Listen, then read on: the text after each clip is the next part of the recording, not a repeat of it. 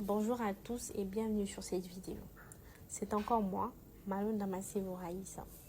Aujourd'hui, nous allons parler d'un modèle clé en gestion des ressources humaines, le modèle de Nizet et Pichot. Ce modèle explore la manière dont les entreprises prennent des décisions en matière des ressources humaines en tenant compte des différents facteurs internes et externes. Pour rendre cette présentation plus concrète et facile à suivre, je donnerai des exemples à chaque étape.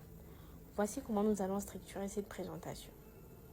Tout d'abord, je vous expliquerai le cadre général du modèle.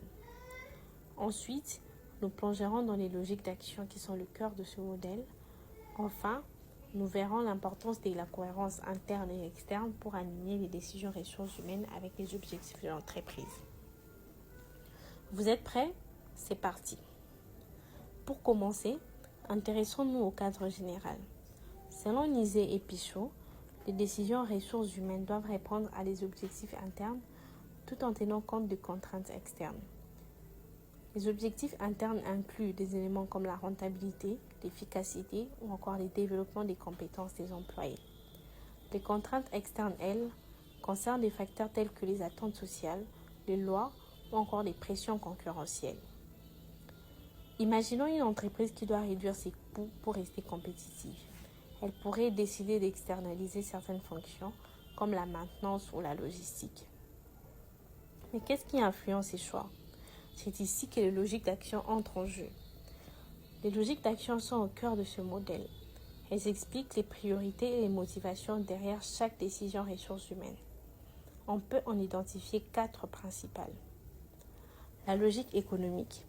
Cette logique met l'accent sur la rentabilité et l'optimisation des ressources. Exemple, une entreprise qui décide de limiter ses coûts en regroupant certains services pour optimiser les dépenses. La logique sociale. Celle-ci privilégie le bien-être et la satisfaction des employés. Exemple, proposer des horaires flexibles pour permettre un meilleur équilibre entre la vie professionnelle et personnelle. Logique politique. Elle prend en compte les jeux de pouvoir et les relations d'influence au sein de l'organisation. Exemple, promouvoir un collaborateur stratégique pour maintenir un équilibre dans une équipe. La logique symbolique. Enfin, cette logique vise à renforcer l'image de l'entreprise tant interne qu'en externe. Exemple, lancer un programme de responsabilité sociale pour améliorer la réputation de l'entreprise. Une même décision peut souvent être influencée par plusieurs logiques à la fois. Regardons cela avec un exemple global. Prenons l'exemple d'une entreprise qui décide de mettre en place une politique de